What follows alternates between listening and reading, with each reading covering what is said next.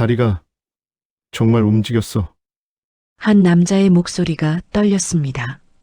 믿을 수 없다는 표정으로 자신의 다리를 내려다보고 있었죠. 거봐요. 제가 걷게 해드린다 했죠. 어떻게 이런 일이? 불가능했어요. 세계 최고의 의사들도 포기한 일이었으니까요. 모두의 눈앞에서 일어난 기적 같은 이야기가 궁금하시다면 구독 버튼을 눌러주세요.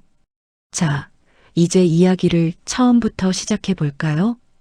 때는 석 달 전으로 거슬러 올라갑니다. 서울 외곽의 한 저택. 이른 아침부터 한 여자가 어린 딸의 손을 꼭 잡고 정문 앞에 서 있었어요. 새로운 직장, 그것도 이런 큰 저택의 청소부로 일하게 된다는 부담감이 어깨를 짓눌렀습니다. 대문이 열리고 두 사람이 들어섰어요. 또 새로운 사람이 왔네. 현관에서 몇몇 직원들이 수군거렸어요. 갑자기 2층에서 큰 소리가 들렸습니다. 손 치워. 남자의 분노찬 목소리가 저택 전체를 울렸어요. 김 부장이라는 50대 남자가 서연에게 다가왔습니다. 놀라셨죠? 익숙해지셔야 할 겁니다. 무슨 일이? 서연이 조심스럽게 물었어요. 재활 치료 시간이거든요. 매번 저러십니다.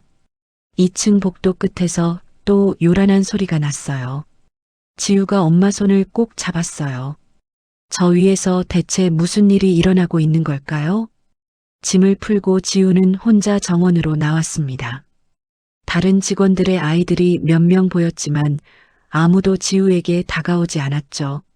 저기 새로운 애야. 제 엄마 청소부래. 아이들의 수군거림이 들렸어요. 지우는 나무 아래 앉아서 작은 가방에서 낡은 노트를 꺼냈어요. 아버지가 남긴 노트였죠. 그때 또 2층에서 소리가 들렸어요. 쓸모없는 몸뚱이. 누군가의 낮은 중얼거림이었어요. 지우가 고개를 들어 2층을 바라봤어요. 큰 창문 너머로 휠체어에 앉은 남자의 뒷모습이 보였습니다. 지우는 그 모습을 조용히 지켜봤어요. 지우는 노트를 덮고 2층을 올려다봤습니다. 서연은 아침 일찍 일어나 저택 구석구석을 청소했습니다. 지우는 엄마를 따라다니며 조용히 책을 읽었어요. 점심시간. 직원 식당에는 10여 명의 사람들이 모였습니다. 서연과 지우가 들어서자 대화가 잠시 끊겼어요. 두 사람은 구석 자리에 앉았어요. 다른 직원들은 자기들끼리만 이야기를 나눴습니다. 어제 회장님 또 물리치료사 내쫓으셨대요. 벌써 몇 번째야? 박 아줌마가 목소리를 낮췄어요. 한태윤 회장님, 사고 전에는 정말 좋은 분이셨거든요. 지우가 고개를 들었어요. 한태윤. 그 이름이 머릿속에 남았습니다. 식사 후 지우가 다시 나무 아래 앉아 있었어요. 그때 휠체어에 앉은 남자가 창가에 나타났어요. 한태윤이었죠. 그는 정원을 내려다보다 지우와 눈이 마주쳤습니다. 태윤의 눈빛은 차가웠어요. 하지만 지우는 그 안에서 뭔가 다른 걸 느꼈습니다. 깊은 슬픔. 태윤이 먼저 시선을 돌렸어요. 창문을 닫아버렸죠. 지우는 한참을 그 창문을 바라봤습니다. 그날 밤 지우는 잠들기 전 아빠 노트를 펼쳤어요. 어려운 글씨들이 빼곡했지만 한 문장이 눈에 들어왔습니다. 몸은 거짓말을 하지 않는다. 기억을 잃어도 몸은 기억한다. 지우는 그 문장을 소리내어 읽었어요. 서연은 2층 청소를 맡게 되었습니다. 회장님 방은 조심하셔야 합니다. 김 부장의 표정이 심각했어요. 성질이 까다로우시거든요. 물건 하나라도 제자리에 없으면 난리 나요. 조심하겠습니다. 서연이 고개를 끄덕였어요. 애는 어쩌실 거예요? 서연이 뒤를 돌아보니 지우가 복도 끝에 서 있었어요. 데리고 다녀도 될까요? 김 부장이 잠시 망설이다 한숨을 쉬었어요. 조용히만 있으면. 뭐? 지우가 엄마 옆으로 다가왔어요. 벽에 금빛으로 빛나는 메달이 걸린 액자가 눈에 띄었습니다. 회장님 방 앞. 서연이 노크를 했어요. 들어와. 낮고 차가운 목소리가 들렸어요. 문을 열고 들어서자 창가에 휠체어를 탄 남자가 앉아 있었어요. 한태윤이었죠. 빨리 치우고 나가. 태윤의 목소리는 쌀쌀 맞았어요. 서연이 조심스럽게 청소를 시작했어요. 지우는 문 옆에 얌전히 서 있었죠. 하지만 지우의 눈은 태윤을 관찰하고 있었어요. 휠체어에 앉은 뒷모습, 담요로 덮인 다리. 지우는 아빠에게 배운 대로 조용히 관찰했습니다. 태윤이 휠체어를 약간 움직였어요. 그 순간 지우의 눈이 커졌어요. 뭔가 이상했어요. 움직임이 부자연스러웠습니다. 지우는 아빠 노트에서 본 그림들이 떠올랐어요. 지우가 한 발짝 앞으로 나갔어요. 아저씨. 지우의 맑은 목소리가 방 안에 울렸습니다. 태윤이 천천히 휠체어를 돌렸어요. 처음으로 지우와 마주본 순간이었죠. 뭐냐? 태윤의 목소리가 날카로웠어요. 지우는 전혀 겁먹지 않았어요. 오히려 태윤을 똑바로 바라봤죠. 아저씨 다리. 제가 고칠 수 있어요. 순간 방 안이 조용해졌어요. 서연의 얼굴이 하얗게 질렸죠. 태윤은 처음엔 무슨 소리인지 이해하지 못하는 것 같았어요. 넌 몇 살이냐? 9살이요. 9살짜리가 내 다리를 고친다고? 태윤의 목소리가 점점 커졌어요. 서연이 급하게 지우에게 달려갔어요. 죄송합니다, 회장님. 아이가 아직 어려서 잘 몰라서. 하지만 태윤은 오직 지우만 바라보고 있었죠. 태윤이 휠체어를 지우 쪽으로 움직였어요. 세계에서 가장 유명한 의사들이 내 다리를 봤어. 그 사람들이 뭐라고 했는지 아냐? 절대 못 고친다고 했어. 지우는 여전히 담담한 표정이었어요. 그 사람들 틀렸어요. 태윤의 눈이 크게 뜨며 얼굴이 빨갛게 달아올랐어요. 이 버릇없는. 그때 김 부장이 급하게 방으로 들어왔어요. 죄송합니다, 회장님. 김 부장이 서연을 노려봤어요. 당장 데리고 나가세요. 서연이 지우의 손을 잡아 끌려고 했어요. 하지만 태윤이 손을 들었어요. 잠깐. 태윤이 다시 지우를 바라봤어요. 내가 정말로 내 다리를 고칠 수 있다고?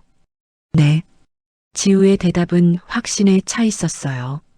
태윤은 지우를 한참 바라봤어요. 그러더니 갑자기 비웃듯 웃었습니다. 태윤의 목소리가 차갑게 식었어요. 좋아. 정말로 고칠 수 있으면 10억을 줄게. 회장님. 김 부장이 놀라 소리쳤지만 태윤은 신경 쓰지 않았어요. 10억? 내가 내 다리를 고치면 현금으로 10억을 주겠어. 태윤의 눈빛이 지우를 꿰뚫었어요. 하지만 못 고치면 너희 모녀는 당장 이 집에서 쫓겨나는 거야. 알겠냐? 좋아요. 서연이 놀라 딸을 봤어요. 하지만 지우는 태윤을 똑바로 바라보며 말했죠. 제가 꼭 고쳐드릴게요, 아저씨. 태윤의 얼굴에 조롱 섞인 미소가 번졌어요. 그 순간 아무도 몰랐습니다. 이 작은 소녀의 한마디가 모든 것을 바꿔놓을 거라는 거요. 소문은 저택 전체로 퍼져나갔습니다. 직원 식당은 그 지우와 회장님 이야기로 떠들썩했습니다. 김 부장이 서연을 찾아왔어요. 회장님께서 지우를 부르십니다. 서연의 심장이 쿵 떨어졌어요. 지우는 담담하게 일어났습니다. 엄마, 다녀올게요. 서연이 딸의 손을 잡았지만 지우는 괜찮다는 듯 미소 지었습니다. 태윤의 방. 지우가 문을 열고 들어서자 태윤이 책상 앞에 앉아 있었어요. 책상 위에는 두꺼운 파일들이 쌓여 있었죠. 왔구나. 태윤의 목소리는 어제보다 더 차갑게 느껴졌어요. 지우가 다가가자 태윤이 파일 하나를 펼쳤어요. 세계에서 가장 뛰어난 의사들이 태윤을 진료한 치료 기록이었습니다. 모두들 포기했는데 9살짜리 내가 이 사람들보다 낫다는 거냐? 지우의 작은 목소리가 울렸습니다. 그 아저씨들이 다 틀렸어요. 지우가 태윤을 똑바로 바라봤어요. 그 아저씨들은 다리만 봤어요. 사람은 안 봤어요. 지우가 조용히 말을 이어갔어요. 아저씨는 못 걷게 된 뒤로 다른 사람 마음도 안 보이게 됐어요. 그 한마디에 태윤의 눈이 흔들렸어요. 아저씨 눈에서 슬픔이 보여요. 화난 게 아니라 슬픈 거예요. 태윤이 소리쳤어요. 내가 뭘 안다고, 내 마음을 안다고. 지우는 겁먹지 않았어요. 우리 아빠가 그랬어요. 화난 사람은 사실 슬픈 거래요. 태윤의 손이 떨렸어요. 그건 정신과 얘기잖아. 태윤의 목소리가 약해졌어요. 지우가 한 발짝 더 다가갔어요. 아저씨 다리는 안 죽었어요. 잠들어 있을 뿐이에요. 아저씨 마음이 먼저 일어나야 다리도 일어나요. 태윤의 가슴이 뜨끔했어요. 나가. 태윤의 목소리가 방 전체를 흔들었습니다. 지우가 문 쪽으로 걸어가 문고리를 잡고 멈춰섰습니다. 아저씨, 아저씨는 무서운 거예요. 다리가 나을까봐. 그럼 지금까지 포기한 자기가 바보 같을까봐. 문이 조용히 닫혔어요. 태윤은 혼자 남았습니다. 지우의 마지막 말이 가슴 깊이 박혔어요. 태윤은 자신의 다리를 내려다봤어요. 혹시 다리가 나으면 어떡하나 두려웠던 걸까요? 태윤이 고개를 저었어요. 하지만 마음 한편에서는 의심이 스멀거렸습니다. 정말로 자신이 먼저 포기해버린 건 아닐까? 그 뒤로 태윤은 지우를 다시 부르지 않았어요. 하지만 창가에 앉아 정원을 내려다보는 시간이 많아졌죠. 지우는 여전히 혼자 나무 아래 앉아 있었어요. 어느 날 오후, 지우가 태윤의 방문 앞에 서 문을 열고 들어섰어요. 손에는 낡은 가죽 노트를 들고 있었죠. 뭐하러 왔냐? 지우가 노트를 태윤 앞에 펼쳤어요. 태윤의 눈이 커졌습니다. 노트에는 정교한 그림들이 빼곡했어요. 인체 구조도, 근육의 흐름, 관절의 움직임. 전문가가 그린 것처럼 정확했죠. 이게 뭐냐? 우리 아빠 노트예요. 태윤이 노트를 자세히 들여다봤습니다. 내 아빠가 의사였어? 지우가 고개를 끄덕였어요. 물리치료사였어요. 아주 유명한 선생님이었대요. 지우가 노트 뒷표지를 넘겼어요. 거기에는 작은 사진이 붙어 있었습니다. 30대 중반의 남자가 운동복 차림의 사람들과 함께 웃고 있었어요. 배경에는 올림픽 마크가 보였죠. 지우의 목소리가 작아졌어요. 3년 전에 하늘로 갔어요. 태윤이 지우를 바라봤습니다. 할 말을 잃었어요. 그래서 내가 이걸 공부한 거냐? 지우가 고개를 끄덕였어요. 여기 봐요. 아빠가 쓴 거예요. 태윤이 글을 읽었어요. 진정한 치료는 기술이 아니라 믿음에서 시작된다. 환자가 자신을 믿고 치료사가 환자를 믿을 때 기적이 일어난다. 태윤의 손이 떨렸어요. 지우가 조용히 말했어요. 아저씨, 저 믿어요? 아저씨 다리 고칠 수 있다는 거요. 태윤은 대답할 수 없었어요. 모르겠어. 태윤이 솔직하게 말했어요. 지우가 노트를 덮으며 말했죠. 괜찮아요. 하지만 한 가지만 약속해 주세요. 뭐? 포기는 하지 말아요. 아직은요. 태윤이 지우를 바라봤어요. 이 아이의 눈빛에는 아버지의 확신이 담겨 있었습니다. 태윤이 작게 고개를 끄덕였어요. 지우가 환하게 웃었어요. 고마워요, 아저씨. 이틀 후, 태윤이 먼저 지우를 불렀어요. 내가 정말로 할 수 있는지 확인하고 싶어. 지우의 눈이 반짝였습니다. 태윤이 담요를 걷어내자 3년간 움직이지 않았던 다리가 드러났습니다. 지우가 조심스럽게 다가갔어요. 만져도 돼요? 지우의 작은 손이 태윤의 종아리에 닿았지만 태윤은 아무것도 느껴지지 않았어요. 3년간 그랬으니까요. 하지만 지우의 표정이 달랐습니다. 눈을 감고 집중하더니 천천히 다리를 따라 손을 움직였죠. 지우가 종아리를 짚으며 고개를 갸웃했어요. 아저씨, 운동선수였죠? 태윤은 대답할 수 없었어요. 그것도 발을 많이 쓰는 태권도? 아니면 축구? 태권도. 태윤의 목소리가 떨렸어요. 지우의 눈이 더 반짝였습니다. 맞았다. 아빠 노트에 나왔어요. 태권도 선수들은 종아리 근육이 특별하대요. 태윤은 믿을 수 없었습니다. 지우가 계속 물었어요. 되게 오래, 되게 많이 하셨어요.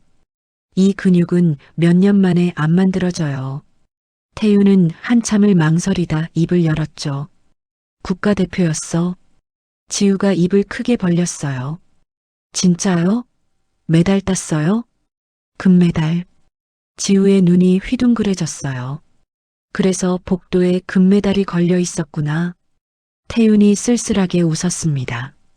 지우가 태윤의 다리를 다시 짚었어요. 근육이 다 기억해요. 아직도 살아있어요. 태윤의 가슴이 뜨거워졌습니다. 하지만 3년간 안 움직였어. 그래서 잠든 거예요. 죽은 게 아니라요. 지우가 환하게 웃었습니다. 아저씨가 기억하는 거예요. 제일 멋있었던 순간, 제일 기분 좋았던 발차기. 태윤의 눈앞에 장면이 떠올랐어요. 올림픽 결승전, 마지막 1초, 완벽한 회전 발차기, 상대의 머리에 정확히 꽂힌 발, 심판의 손이 올라가고 금메달이 확정된 그 순간, 지우가 태윤의 표정을 보며 말했어요. 지금 생각하고 있죠? 태윤이 놀라서 지우를 봤습니다. 아저씨 눈이 달라졌어요. 반짝반짝해요. 태윤은 자신도 모르게 미소를 지었죠. 3년 만에 짓는 진짜 미소였습니다. 지우가 진지하게 말했어요. 매일 눈 감고 느껴보는 거예요. 발이 공중에 떠오르는 느낌, 바람을 가르는 느낌. 태윤은 눈을 감았어요. 그리고 떠올렸습니다. 발이 올라가는 느낌. 태윤이 눈을 떴어요. 뭔가 느껴졌어요? 지우가 기대에 찬 눈으로 물었죠. 모르겠어. 착각인 것 같은데. 태윤은 자신의 발을 내려다봤어요. 정말로 뭔가 느껴진 걸까요? 작은 희망이 아니라 확실한 가능성. 이 아이가 정말로 기적을 만들어낼지도 모른다는 확신. 고마워, 지우야. 태윤이 처음으로 지우의 이름을 불렀어요. 지우의 얼굴에 환한 미소가 번졌습니다. 기적이 시작되고 있었어요. 태윤은 매일 지우와 함께 훈련을 했습니다. 눈을 감고 과거의 순간들을 떠올리는 거였죠. 발가락에서 시작된 감각이 발목까지 올라왔어요. 아주 천천히 가지만 확실하게 변화가 일어나고 있었습니다. 직원들도 태윤의 변화를 느꼈어요. 회장님, 요즘 표정이 많이 밝아지셨네요. 그러게요. 웃는 얼굴도 보이고. 하지만 모두가 좋아한 건 아니었어요. 박 아줌마는 못마땅했죠. 어느 날 밤, 박 아줌마가 몰래 전화를 했어요. 한 기자에게였죠. 일주일 후, 아침 신문에 기사가 떴어요. 한태윤 부회장, 사이비 치료회소가 재산 탕진 위기. 회장님, 큰일입니다. 기자들이 정문 앞에 몰려 있습니다. 그날 오후, 회사 이사회가 긴급 소집되었어요. 태윤은 화상회의로 참석하며 경영권 정지가 확정되었습니다. 회의가 끝난 후 복도에서 서연과 지우를 마주쳤어요. 회장님, 죄송합니다. 서연이 고개를 깊이 숙였어요. 저희 때문에 이런 일이. 괜찮아요. 태윤이 말했지만 목소리에 힘이 없었어요. 지우가 태윤을 올려다봤어요. 아저씨, 제 잘못이에요? 아니야. 하지만 태윤의 눈빛은 흔들리고 있었어요. 그날 밤, 태윤은 혼자 방에 앉아 벽에 걸린 금메달을 바라봤습니다. 건강한 몸, 성공한 사업, 사람들의 존경 모든 게 완벽했던 옛날. 태윤은 자신의 다리를 내려다봤어요. 미세한 감각은 있었지만 여전히 움직이지 않았죠. 이게 무슨 의미가 있어? 나는 다시 걷고 싶었던 게 아니야. 태윤이 중얼거렸어요. 그냥 살아있고 싶었을 뿐이야. 눈물이 흘러내렸습니다. 다음 날 아침, 태윤이 서연을 불렀어요. 미안합니다. 더 이상은 못하겠어요. 서연의 가슴이 철렁 내려앉았어요. 지우는 좋은 아이예요. 정말로요. 태윤의 목소리가 떨렸어요. 하지만 제가 감당할 수가 없네요. 태윤이 단호하게 말했어요. 이 일로 너무 많은 걸 잃었어요. 회사도 신뢰도 모든 것을. 태윤이 봉투 하나를 내밀었어요. 이달 말까지만 일하시고 나가주세요. 위로금은 넉넉히 드릴게요. 서연의 눈에 눈물이 고였어요. 그리고 지우한테 미안하다고 전해주세요. 태윤이 고개를 돌렸어요. 지우가 문 밖에서 이 대화를 듣고 있었어요. 눈물이 볼을 타고 흘러내렸죠. 이틀 후, 서연과 지우가 짐을 쌌어요. 다른 직원들이 지켜봤지만 아무도 말하지 않았어요. 박 아줌마만 만족스러운 표정이었죠. 지우가 마지막으로 태윤의 방문 앞에 섰어요. 노크를 했지만 대답이 없었어요. 아저씨, 지우의 작은 목소리가 떨렸어요. 저 믿었는데, 아저씨도 저 믿어줄 줄 알았는데, 문은 끝내 열리지 않았어요. 지우야, 가자. 서연이 딸의 손을 잡았어요. 두 사람이 저택을 떠나는 모습을 태우는 창문 너머로 지켜봤어요. 가슴이 찢어지는 것 같았지만 그냥 보내야 했습니다. 하지만 마음 한편에서는 비명이 울렸죠. 바보야. 내가 진짜 놓친 건 다리가 아니야. 희망이야.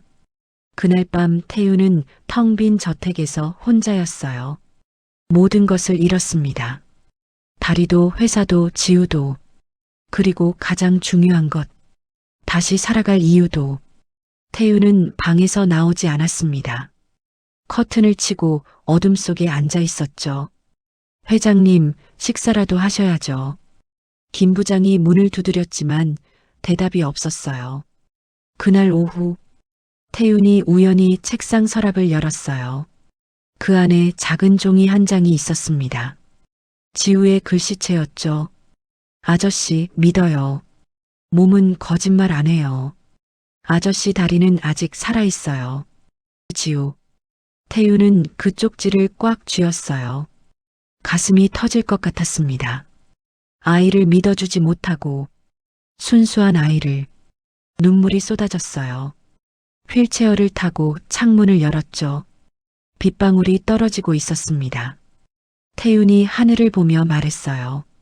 내가 겁쟁이였어. 너를 믿지 못한 게 아니라 나 자신을 믿지 못했어. 그 순간 결심했어요. 회장님, 어디 가시려고요? 지훈의 집. 주소 알지? 태윤의 목소리에는 절박함이 있었어요. 서연과 지우가 사는 작은 빌라. 태윤이 문을 두드렸어요. 서연이 놀란 얼굴로 서 있었죠. 회장님, 지우 있어요? 서연이 뒤를 돌아봤어요. 지우가 방 안에서 나왔습니다. 두 사람이 마주 봤어요. 아저씨, 지우의 목소리가 떨렸어요. 미안해, 정말 미안해. 태윤의 목소리가 갈라졌어요. 지우의 눈에 눈물이 고였어요. 나는 무서웠어. 3년간 포기하고 살았던 내가 바보 같을까봐. 태윤의 눈물이 빗물과 섞여 흘러내렸어요. 지우야, 다시 한 번만 기회를 줄래? 이 바보 아저씨한테? 태윤이 지우에게 손을 내밀었어요. 지우가 달려와서 태윤을 안았어요. 두 사람 모두 울고 있었죠. 일주일 후, 지우와 서연이 다시 저택으로 돌아왔어요. 태윤이 직접 마중 나왔습니다. 지우야, 이제 정말 시작해볼까? 네. 태윤과 지우의 진짜 훈련이 시작되었어요. 매일 아침 눈을 감고 과거를 떠올렸습니다. 하지만 이번엔 달랐어요. 태윤이 진심으로 믿고 있었거든요. 어느 날 오후, 지우가 새로운 방법을 제안했어요. 아저씨, 품새 동작 기억나요? 품새? 기억하지. 몸에 배어 있어. 상상으로 해보세요. 천천히요. 태윤이 눈을 감았어요. 태윤의 머릿속에서 몸이 움직였어요. 발이 앞으로 나가고, 팔이 맞고, 몸이 회전하고, 그 순간, 발가락이 움직였어요. 정말로 움직였습니다. 태윤이 눈을 번쩍 떴어요. 움직였어. 지우야, 움직였어. 지우가 태윤의 발을 봤어요. 발가락이 미세하게 구부러지고 있었죠. 와, 아저씨. 태윤의 눈에서 눈물이 쏟아졌어요. 지우야, 나. 태윤이 휠체어 팔걸이를 잡았어요. 천천히 힘을 주었습니다. 몸이 조금씩 올라갔어요. 지우가 옆에서 지켜봤죠. 그리고 마침내 태윤이 일어섰어요. 휠체어에서 완전히 벗어나 자신의 두 다리로 서 있었습니다. 서 있어. 내가 서 있어. 태윤의 목소리가 떨렸어요. 지우가 태윤 곁으로 다가오자 태윤이 지우를 꽉 안았습니다. 고마워. 정말 고마워. 내가 아니었으면. 두 사람 모두 울고 있었습니다. 1년 후 태윤이 설립한 재활센터 개원식. 현판에는 희망 재활센터라고 적혀 있었습니다. 태윤이 자신의 두 발고 무대에 섰습니다. 저는 3년간 휠체어에 앉아 있었습니다. 태윤이 마이크를 잡고 말했어요. 세계 최고의 의사들도 포기했죠. 저 자신도 포기했고요. 청중들이 조용히 들었습니다. 하지만 한 아이가 저를 일으켜 세웠습니다. 태윤이 무대 옆을 바라봤어요. 지우가 서연과 함께 서 있었죠. 의학 지식도 값비싼 장비도 아니었습니다. 믿음이었어요. 태윤의 목소리가 떨렸습니다. 나를 믿는 것. 그게 진짜 치료의 시작이었습니다. 박수가 터져 나왔어요. 그리고 오늘 특별한 발표가 있습니다. 태윤이 지우를 무대로 불렀어요. 지우가 조심스럽게 올라왔죠. 이 아이 민지우 양을 우리 센터 첫 번째 장학생으로 임명합니다. 장학생이요? 지우가 놀라서 물었어요. 응. 중학교, 고등학교, 대학까지 전액 지원할 거야. 태윤이 무릎을 꿇고 지우와 눈높이를 맞췄습니다. 그리고 방학마다 이 센터에서 실습하는 거야. 아빠처럼 훌륭한 치료사가 되는 거지. 지우의 눈이 반짝였습니다. 서연이 무대 아래에서 감격해서 눈물을 흘렸어요. 지우가 태윤을 꽉 안았습니다. 저녁 무렵 세 사람이 센터 정원을 걷고 있었어요. 지우야, 내 꿈이 뭐야? 지우가 하늘을 보며 말했습니다. 아빠처럼 아픈 사람들 고치는 거요. 아저씨처럼 포기한 사람들한테 희망 주는 거요. 태윤의 가슴이 뜨거워졌어요. 그럼 열심히 공부해야겠네. 네, 저 정말 열심히 할 거예요. 서연이 두 사람을 바라보며 미소 지었습니다. 남편이 살아있었다면 정말 기뻐했을 거예요. 분명 하늘에서 보고 계실 거예요. 자랑스러워 하시면서요. 세 사람의 그림자가 석양 아래 길게 늘어졌어요. 아저씨, 저 나중에 꼭 아저씨처럼 될 거예요. 태윤이 웃으며 물었습니다. 올림픽 선수? 아니요. 그럼 포기하지 않는 사람이요. 남들한테 희망 주는 사람이요. 태윤은 지우를 바라봤습니다. 이 아이는 이미 그런 사람이었죠. 넌 이미 그래. 태윤이 진심으로 말했어요. 넌 이미 내 인생을 바꿨으니까. 믿음. 그것이 만들어낸 기적이었습니다. 의학이 아니라 마음이, 지식이 아니라 사랑이, 포기가 아니라 희망이, 그리고 이제 그 희망은 다음 세대로 이어지고 있었습니다. 한 소녀의 꿈으로